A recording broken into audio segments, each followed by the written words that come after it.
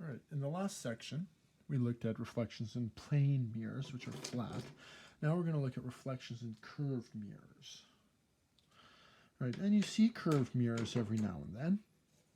The two most common places you see curved mirrors, well, there's actually three pretty common places. You see curved mirrors, number one, those giant security mirrors.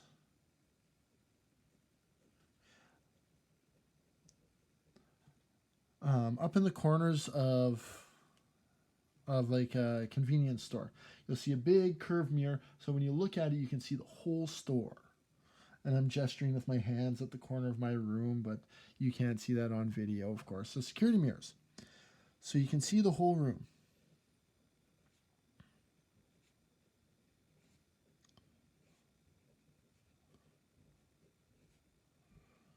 That's one common place.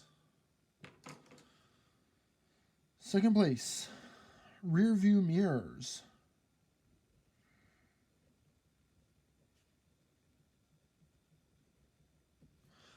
Right, and you see that little phrase in there, objects in mirror are closer than they appear.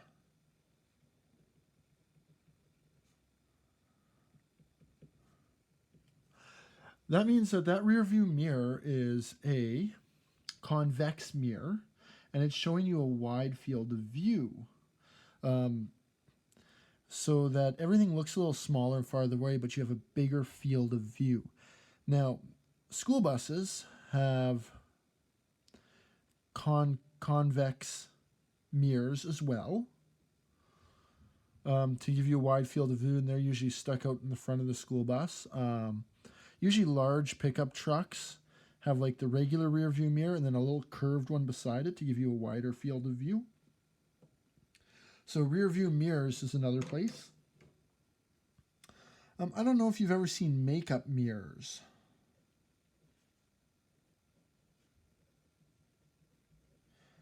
Sometimes in bathrooms, they have makeup mirrors that make your face look larger.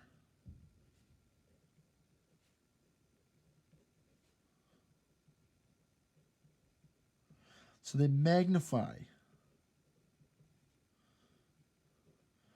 Usually these are on like they're circular mirrors, and usually they're on a swivel, and they have like one that really magnifies and one that's kind of normal-ish.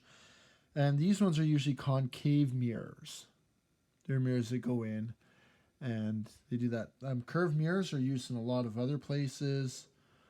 Curved mirrors, technically, satellite dishes are mirrors. Satellite dishes. They are curved mirrors. They're concave mirrors. They're designed to reflect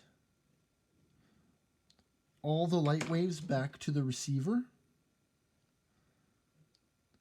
Now, they don't reflect visible light to the receiver. They reflect a different wavelength that you can't see. Sometimes, if you look at a live TV broadcast of sports, they sometimes have parabolic microphones.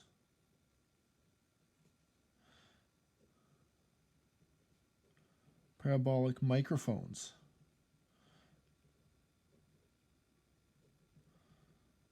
So the sound waves come in, hit, and they bounce back to the microphone. They can hear sounds from a far way away on these parabolic microphones. Now, this is a mirror for sound, not for light. All right, so concave and convex, what do those two words mean? Well, concave has cave in it. So concave looks like this. And this is the solid surface. This is the reflecting surface.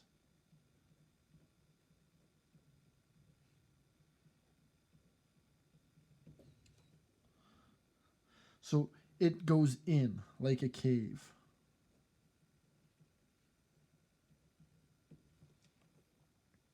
This is what you want to do if you want to focus the light to a point.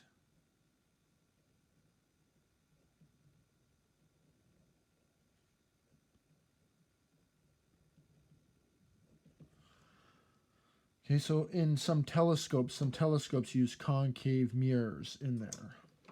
Convex mirrors look like this. This is the reflecting surface here.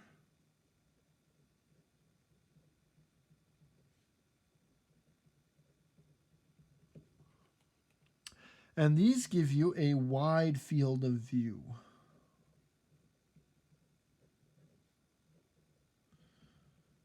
Which is why they're used in these rear view mirrors, so you can see more at once. Right now, there's two types of curvature in a mirror. There's parabolic curvature, which is the shape of a parabola,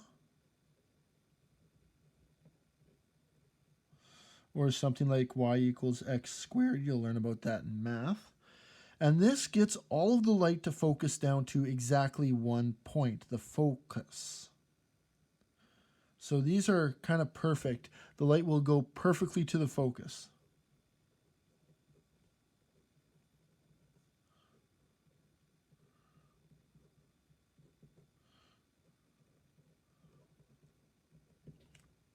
There's circular curvature as well.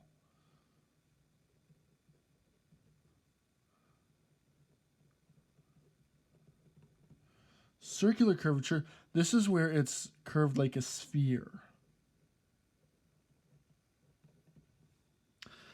And these, the light doesn't go perfectly to the focus. The light goes pretty close. The light goes pretty close to the focus.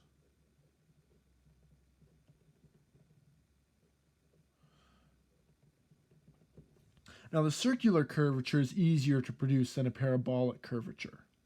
So it's kind of like, you know, is this close enough? Because it's cheaper to make a circular curvature. It's much cheaper to make this. You're going to get some slightly out of focus images, but it's much cheaper to do. Parabolic is more expensive to produce. It's more precise. So it's going to be more expensive, and you use it when you need that precision. For these, we're just going to assume that these are circular mirrors. All right, so you see curved mirrors all over the place. There's concave and convex mirrors. Concave goes in like a cave. So the reflecting surface is in a cave. And a convex mirror is like a hill, the reflecting surface outside. With a convex, you get a wide field of view. Right, we're going to look at what happens when we reflect something in convex and concave mirrors in the next video. So we're going to go through these examples of how to draw the reflection in concave and convex mirrors. All right, so on to the next video.